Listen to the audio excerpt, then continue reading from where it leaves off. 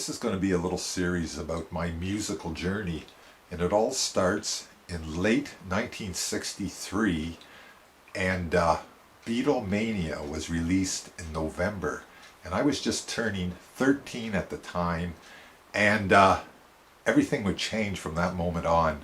Before that, there was very little music in my life.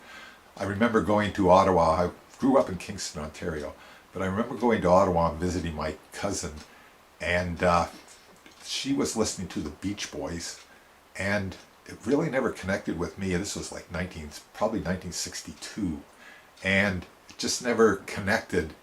But then this album came out, and I know I heard this before the Ed Sullivan Show, so I heard this late 63, early 64, and somebody got this album.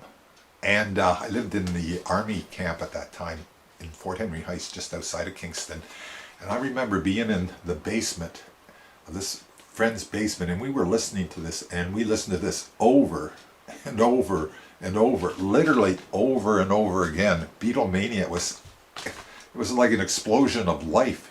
Here was the pre-13. It was like, nothing, it wasn't bad. It was just growing up.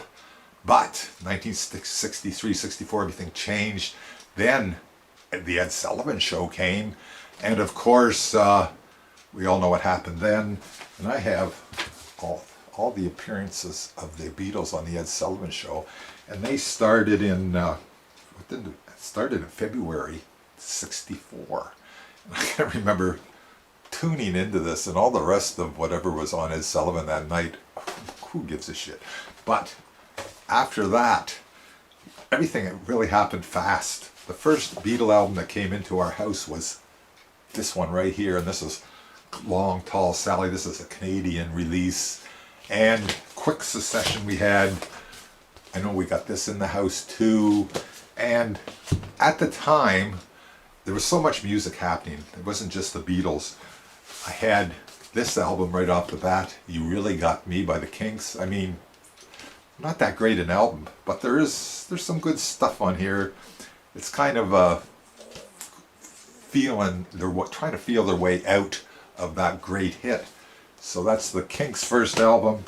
And I was also in '64, Peter and Gordon. I love that song, A World Without Love, and that was actually written by Paul McCartney. It's credited to Lennon and McCartney, but that would be the start of my like of folk music. So I was getting into a lot of different things. There's the harder edge, You Really Got Me. Then there's all the folk. They did a lot of folk covers, and I got 2 albums that year. I Don't Want to See You Again is also written by Paul McCartney, well, credited to Lennon McCartney. But I was into these, I wasn't into Dylan at the time, because Dylan was still kind of pushed to the side in those first 3 or 4 albums. Never got them till later. So some of the songs that came out in 1964, these are some of the songs that I really liked. And Hard Day's Night, of course, by the Beatles. Love that song. Ticket to Ride, and I Love Her with If I Fell on the Other Side. And I Love Her is the song that I really liked. House of the Rising Sun, and we played this song last week at a jam. I mean, it's still a song being played. I still can listen to that, and it's like, wow, it's still that same feel I get when I first heard it. And then we got I Get Around by the Beach Boys, so I was starting to like the Beach Boys at the same time. Not before that, but at that time. Then we have the Supremes, Where Did Our Love Go? I like the Supremes. They were a different sound altogether.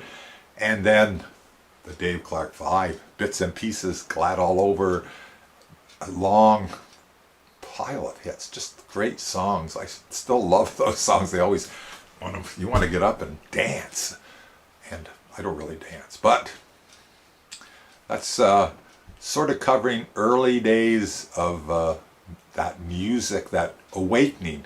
I mean, it wasn't just the music, but it was whole life. It was just like being woken up from this dream world in the 50s or whatever, and from there on it was, well, hopefully mostly uphill, especially with music.